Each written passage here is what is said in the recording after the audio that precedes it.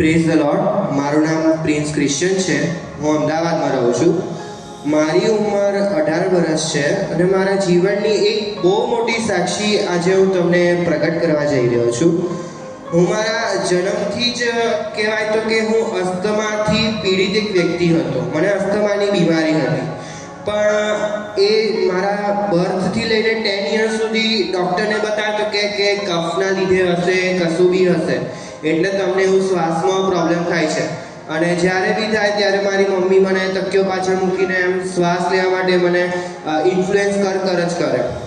પછી હું જ્યારે મારું 13મું વર્ષ હતું ત્યારે મને સૌથી પહેલો અસ્થમાનો અટેક આવ્યો અને એ કોવિડનો સમય હતો. અને એ જે 2 કલાક હતા મારા જિંદગીના, એ બહુ સખત ગયા હતા, કારણ કે મારું માથું બી બંધ થઈ ગયું હતું. મને શ્વાસની કશી ખબર જ ના પડે મારા આજુબાજુ કોણ છે. અને એ સમયે પણ ઈશ્વરે મારો અદ્ભુત બચાવ કર્યો.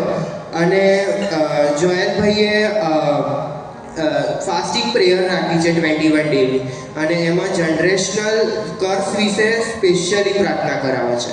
તો અમે લોકો 28/10/2025 એટલે આ મંગળવારે હું અને મારી મમ્મી એ પ્રાર્થનામાં અમે બેઠા હતા. અને 3:45 ત્યારથી લઈને 4:30 સુધી સ્તુતિ આરાધના બાઇબલ વાંચ્યું.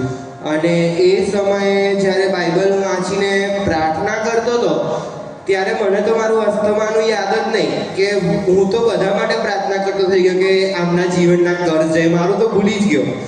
અને એ પ્રાર્થનાના સમયે હું જ્યારે પ્રાર્થના કરતો હતો ને, તો હું શ્રાપ તોડતો હતો અને એ સમયે કોઈ મારા પગ ખેંચતું હતું. અને એવું એક વખત થાય તો આપણને ખબર પડે, પણ મને 2-3 વખત એ સેમ અનુભવ થયો કે હું બોલું છું કે શ્રાપ અમારા ઘરમાંથી તૂટે અને મારા પગ ખેંચાય. પછી અમે પ્રે કરીને જોયલભાઈ સાથે અમે વાત કરી કે અમે આજે પ્રે કરી છે અને અમારી જોડે આ અનુભવ થાય. ત્યારે જોયલભાઈએ મારા માટે સ્પેશિયલ પ્રાર્થના કરાવી. અને એ જ દિવસની સવારે જ મને અસ્થમાનો અટેક આવ્યો હતો, કારણ કે એ દિવસ બહુ વાદળવાળું વાતાવરણ હતું. અને મેં જોયલભાઈને કીધું કે હા, સવારે મને અસ્થમાનો અટેક આવ્યો હતો. પછી એમણે મારા માટે બાઇબલના વચનો વાંચ્યા અને મારા માટે પ્રાર્થના કરાઈ. અને પ્રાર્થના દરમિયાન એમણે મને કીધું હતું કે મારા 2 લંગ્સના વચ્ચે હાથ મૂક.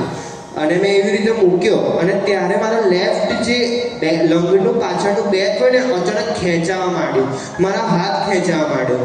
અને પછી અચાનક જ મને અસ્થમામાંથી એકદમ સારો રિલીફ મળી ગયો.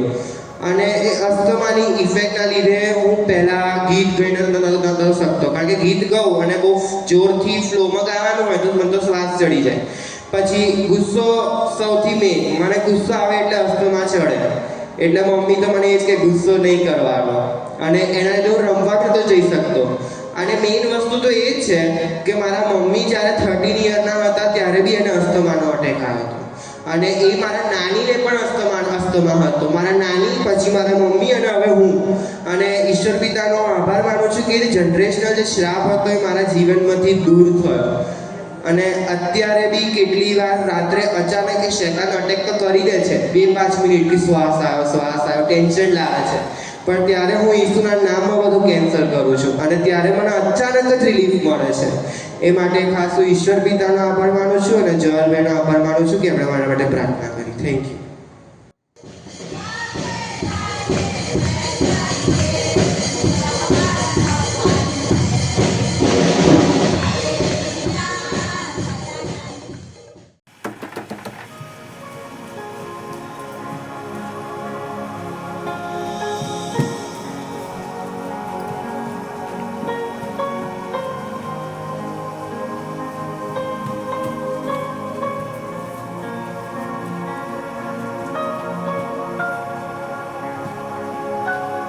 Hallelujah, praise the lord.